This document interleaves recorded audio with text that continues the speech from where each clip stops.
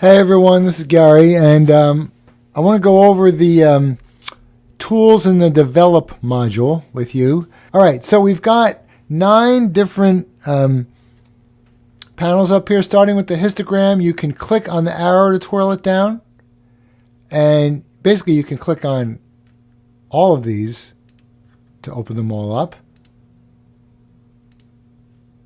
And you see you've got a lot of tools here. And, if you have them all open at once, that's a lot of scrolling. Okay, it's very easy to get lost. If you right-click on a gray area, either at the bottom or in between any of the modules, you can collapse all. There you go. So now you can close them all with collapse all, hide all, or expand all.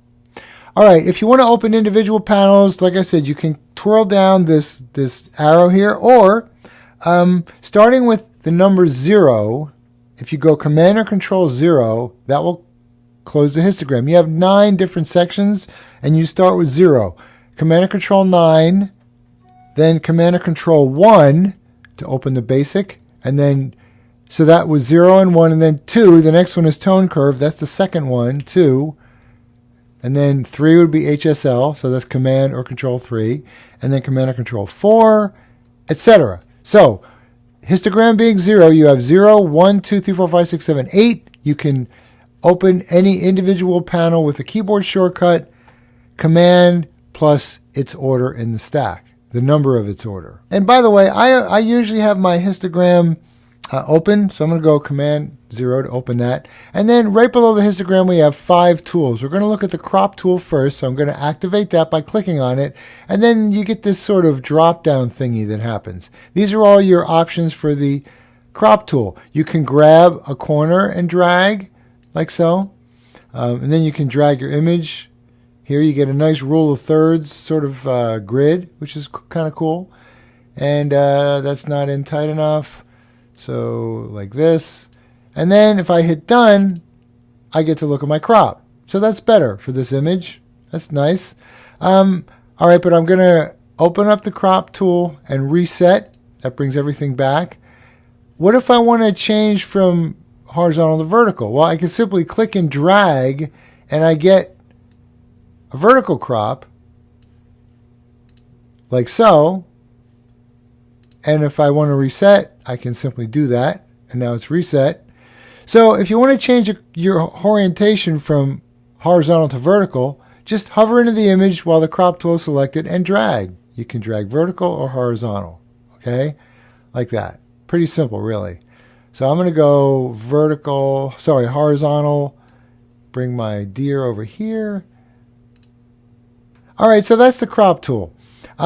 Reset once again. You have different options. You can choose 1 to 1, which would be a square, a perfect square. Then you can resize it any way you want to, and then hit done, and there you have a perfect square. And then you have a bunch of crop options here. You can choose whichever one you want.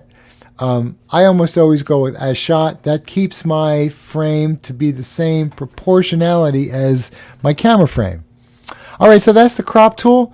All right, let's move over to the spot removal tool. And the spot removal tool has 2 modes. Here's the original snapshot. Obviously, I had this light pole coming out of the poor dog's head. I wanted to crop in, so that's the first thing. I'm going to crop in. So let's go to the spot healing brush. There's 2 modes. The clone mode, if you click, actually that was the wrong way. That was the right way. So click where you want to clone to, and then drag to where you want to clone from. So I want to grab the black area here and bring it over here to clone over this light pole. So I'm going to click here, drag over again, grab more material. Now, watch what happens. It's kind of awkward. Like I want to get right here, but I can't because it keeps wanting me to move it or resize it because I'm hovering inside of this circle. So I'm going to just go out here, bring it over, and then drag it over to where I want it. Right about there. And obviously I'm encroaching in on the dog's head. So I'm going to make it smaller. I'm going to reposition it If I move my cursor outside the field, outside the main editing area, my brushes go away. That's because down here in Tool Overlay, I have it set to auto.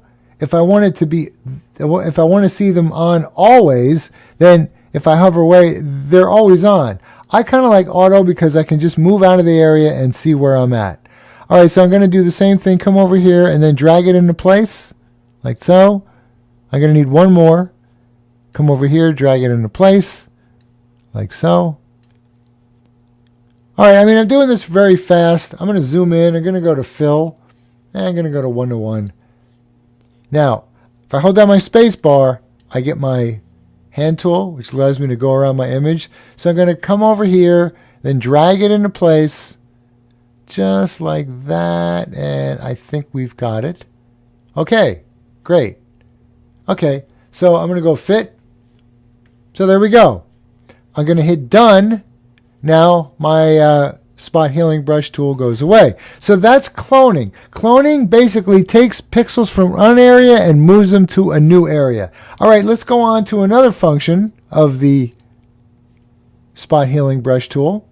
And as you can see, I got a bunch of them here already, but I'm just going to sort of show you how this works. Oh, you know what? What the hell? I'm going to reset. I'm just going to reset, get everything the way it was. So the first thing I'm going to do, we've got some spots. So I don't want to use the clone tool because it'll never look right. Let me zoom in to this spot right here. And so there's a spot, right? If I use the clone tool, it's just going to basically lift pixels from one area to another. And it's going to be really tough to, right? I mean, you have to be really careful using the clone tool. It's just not going to work. That's where the healing brush tool comes in. If I change the mode to heal, and then I can leave the opacity at 100% and just drag it over, what the healing brush tool does is lift pixels from one area, puts them in the new area, but leaves the tonality, the luminosity of the underlying pixels the same. However, I've got like a double line here, so I'm going to try and move it. All right, well, that's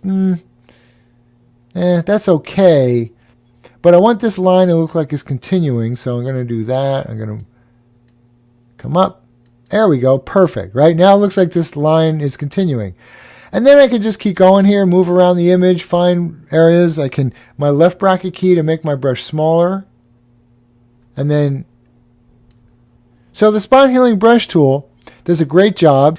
So if I want to fix, let me just see here. Let's say I want to leave these wrinkles in a skin, but I want to leave this. Oh, would that be a good? Yeah, I want to minimize these wrinkles. I don't want to get rid of them. I want to minimize them. So I'm going to drag over here with my opacity of about 40%.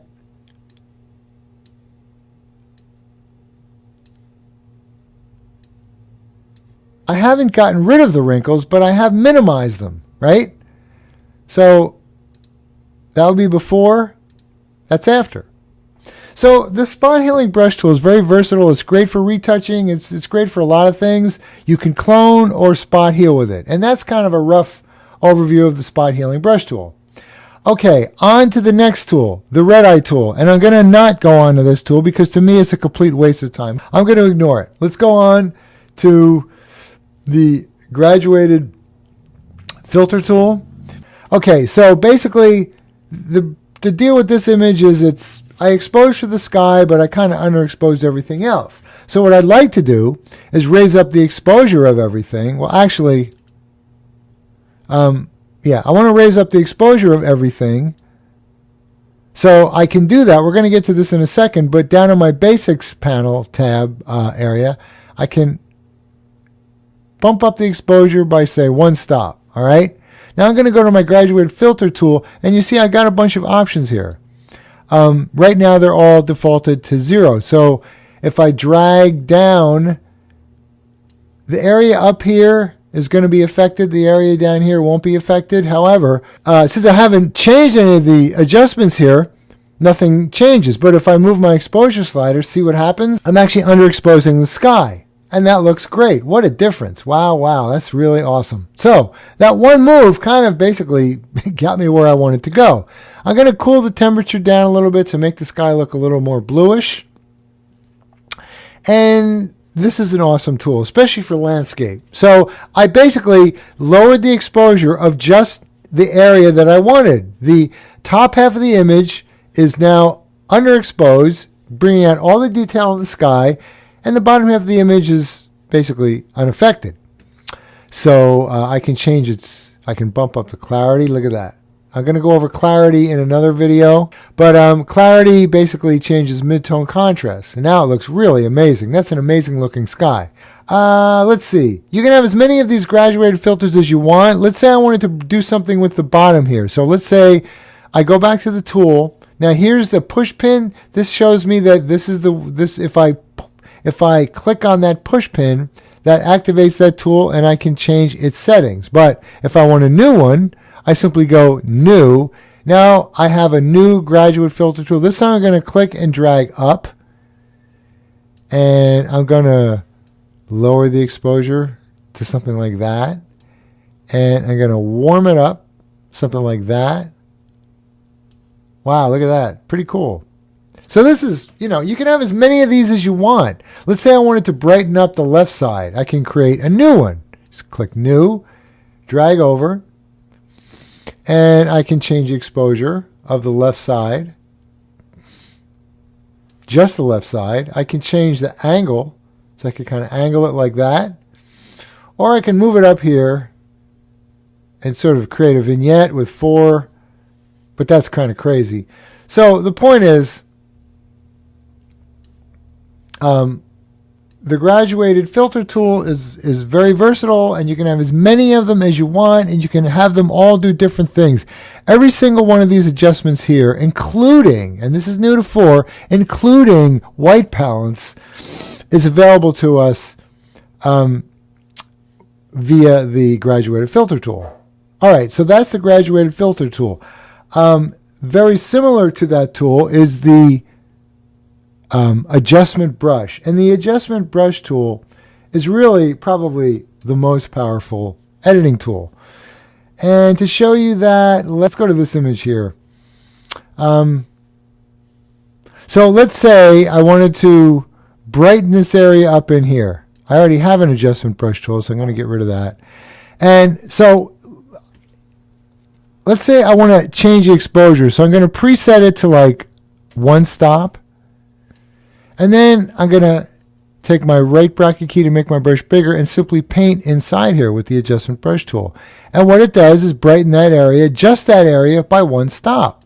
Let's say I want to brighten this area up here by 1 stop. Well, there we go. See, both of these areas have been affected by the same brush. If I hover over, I can see that I've got 2 areas affected. But I'm also noticing that I had the auto mask enabled. And what auto mask does is it tries to differentiate between edges, so it didn't get all the leaves. If I turn auto mask off and brush up here again, you can see that when I hover over, it got the totality of wherever I brushed. And I can come down here, kind of lighten up those shadows. And you see I got kind of a white streak. So what I'm going to do is hit my eraser tool, change the flow to about 28%, make my brush a lot bigger, and I'm going to gradually erase. It's not erasing in one swipe, it's doing it gradually because my flow is only 28. If it was 100, I would be erasing everything in one swipe like that. Okay, so that's 100% erase. You're basically erasing the whole thing. I like to erase gradually. All right, so that's the power of the adjustment brush tool. It's really pretty amazing, I must say. All right, but I'm already over time, so I'm going to stop here. That's the 4 useful tools right up here. Now we've got a lot more, and you can see just these tools up here are incredibly powerful. You can do a lot to your image with just cropping, spot healing or cloning, the spot healing brush, graduated filter, and adjustment brush. In the next video, we'll explore the other areas of the interface in terms of the develop module.